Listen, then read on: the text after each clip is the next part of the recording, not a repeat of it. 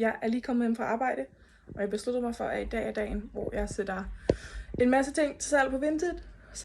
Så for at være transparent, så har jeg noget studiegæld og et billån og et forbrugslån, som gik til indskud på den lejlighed, jeg bor i nu. Den kunne jeg godt tænke mig at komme af med, for den har 15% i rente. Så lad os finde nogle ting, og lad os få sat den til salg. Vi kan se, så er mit spejl her.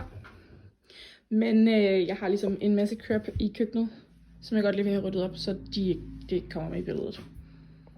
Jeg har fundet nogle jakker, jeg er i gang med at få solgt, og en blæser. Så det er lige i gang med at få taget nogle billeder af og få lagt op. Og så har jeg en pose her med ting, der allerede er lagt op. Den her er nu fyldt med ting, som jeg har sat til salg på Vinted. Der er et par solbriller, der er nogle sko, nogle jakker, noget tøj.